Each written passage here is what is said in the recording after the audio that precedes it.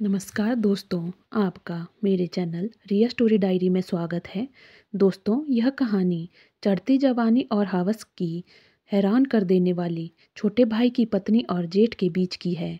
मेरा नाम अंजलि है और मेरे जेठ का नाम राज है। जेठ जी की शादी 3 साल पहले मेरी जेठानी के साथ हुई थी। मेरी जेठानी देखने में ज़्यादा सुंदर नहीं थी। इसी वजह से मेरे जेठ मुझे पाने के लिए इतने पागल हो गए थे। आखिर एक दिन मेरे जेठ ने अपनी हवस की भूख को मिटा ही दिया। मेरा नाम अंजलि है, मेरी उम्र 23 साल है। मैं दिल्ली की रहने वाली हूँ। मेरे घर में हम 4 लोग रहते थे और अब मेरी शादी हो गई है। मेरे पति का नाम अमन है। मैं देखने में बहुत ही सुंदर थी। रंग गोरा, काले घने लंबे बाल और नीली आंखें जो मेरी खूबसूरती में 4 चांद लगा देती थी। हर एक गली के मेरे आशिक थे और मर्दों को अपने पीछे कैसे पागल करना है ये मुझे बहुत अच्छे तरीके से आता था।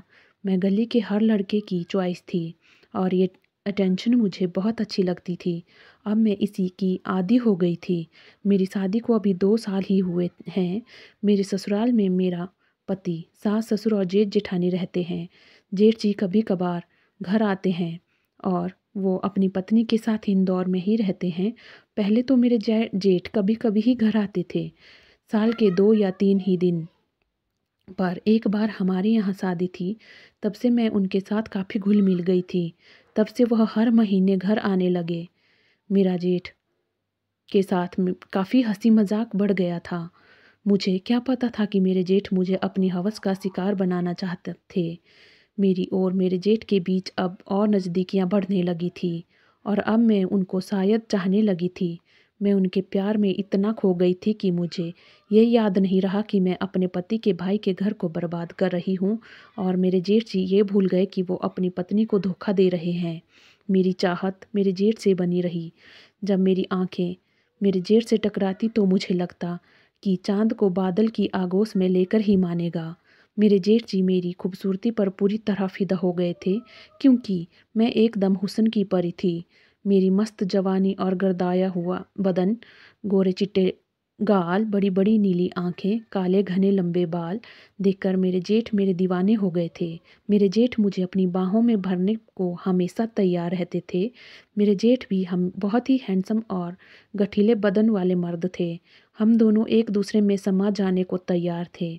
अब हम दोनों का एक दूसरे के बिना रहना बहुत मुश्किल हो गया था। अब वो दिन भी करीब आ रहा था। अब हम दोनों अपनी हवस की भूख मिटाना चाहते थे। एक दिन मेरी जेठानी की तबीयत अचानक खराब हो गई। एक दिन अचानक मेरे जेठ जी का फ़ोन मेरी सास को आया और मेरे जेठ मेरी सास से कहने लगे कि आशा की तबीयत बहुत ख़राब हो गई है और उसने खाना पीना भी छोड़ दिया है। और मेरे जेठ जी कहने लगे कि मैं आशा को लेकर घर आ रहा हूँ। यहाँ मैं उसकी अकेले देखभाल नहीं कर पा रहा हूँ। और मेरे जेठ जी मेरी जेठानी को लेकर घर आ गए। मैंने थोड़े दिन तक अपनी जेठानी की खूब सेवा की। अब उनकी तबीयत में थोड़ा सुधार हो गया था।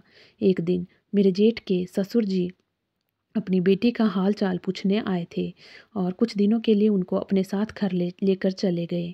अब मेरी खुशी का कोई ठिकाना नहीं था। जेठ जी ने पूरे 1 महीने की छुट्टियां ली थी। मेरे अंदर की हवस इतनी भूख बढ़ गई थी, मैं अपने जेठ से मिलने के लिए तड़पती रहती थी। इधर मेरे जेठ की मुलाकात में सपने मानो कौसा आ गया था। आखिर वो खोते भी क्यों ना, उनकी मन की मुराद जो पूरी होने वाली थी। मेरे जेठ अपनी अधूरी मोहब्बत को पूरा करने के लिए निकल पड़े। जेठानी के जाते ही जैसे हम दोनों लैला मजनू जैसे वर्षों बाद मिल रहे हो।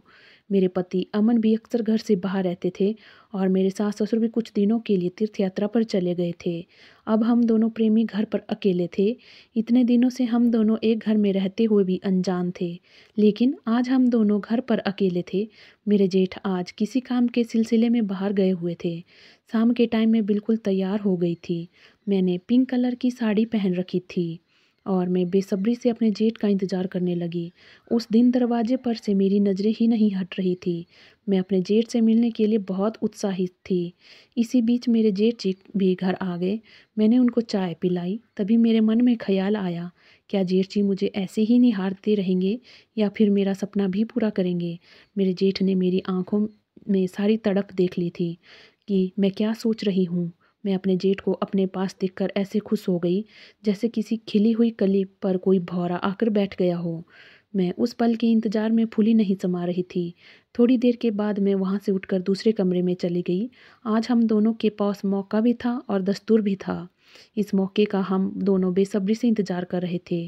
थोड़ी देर के बाद जेठ जी भी दूसरे कमरे में आ गए। मैं फर्श पर दरी बिछाकर नीचे पिंक कलर की साड़ी पहनकर लेटी हुई थी और कयामत ढा रही थी। जैसे ही जेठ जी कमरे के अंदर दाखिल हुए, मेरी सांसें बहुत तेज चल रही थी, क्योंकि मेरे साथ आज वो सब होने वाला था जिसका मुझे काफ़ी दिनों से इंतज़ार था। उधर मेरे जेठ जी का भी ऐसा ही हाल था। मेरे जेठ जी की सांसें भी तेज हो गई थी, क्योंकि मेरी खूबसूरती के आज चाँद भी फीका लग रहा था।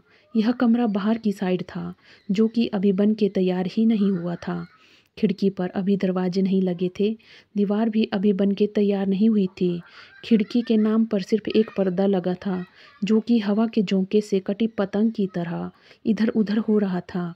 जेठ जी ने दरवाजे पर कुंडी लगाने के बाद राहत की सांस ली। हम दोनों आज अपनी रासलीला की रस्म पूरी करने के लिए अकेले रह गए थे। हम दोनों बिल्कुल निडर होकर एक दूसरे में समा जाने को बेचैन थे। अब हमें कोई नहीं देख रहा था। इस विश्वास के साथ हम दोनों थोड़ी देर के लिए चिपके रहे। मेरे जैसी खूबसूरत चाँद अपनी पूरी जवानी पर था, और दूसरी तरफ मेरे जेठ जी भी आज मानो बादलों की तरह उसकी चांदनी को बिखेरने से रोक रहा था, या यूँ कहें कि उसके यौवन का रसपान कर रहा था। जब हम दोनों एक दूसरे से अलग हुए तो एक दूसरे को सिर्फ निहारते रहे। तभी जेठ जी खड़े हुए और खिड़की से बाहर झांक कर देखने लगे, कहीं हमें कोई देख तो नहीं रहा है। और फिर मेरे बदन पर अपनी नज़रें गाड़ दी। मैंने अपनी नज़रें नीचे झुका ली और मुझे थोड़ी शर्म महसूस हुई। मेरे जेठ जी मेरे नज़रों पर को परख चुके थे। तभी जेठ जी मेरे पास आया और मुझे गोद में उठाया और बेड पर लेटा दिया। मैंने सारा इंतजाम पहले ही कर दिया था। उस सेज पर हम दोनों ने रासलीला की और हम दोनों अपनी हवस मिटाने लग गए। मैं अपने जेठ के घोड़े की सवारी कर रही थी। हम दोनों ने मिलकर 3 घंटे तक घुड़सवारी की। दोस्तों, आजकल समाज में इस तरह के अपराध बढ़ते ही जा रहे हैं। आजकल किसी भी इंसान पर आंख बंद करके भरोसा नहीं करना चाहिए। रिश्तों में दरार आ जाती है। इन दोनों के घर वाले इन पर कितना भरोसा करते होंगे। आज इन्होंने अपने परिवार के भरोसे को चकनाचूर कर दिया। दोस्तों, अगर आपको कहानी पसंद आई हो तो वीडियो को लाइक शेयर करें। अगर चैनल पर नए हैं तो चैनल को सब्सक्राइब करें। धन्यवाद।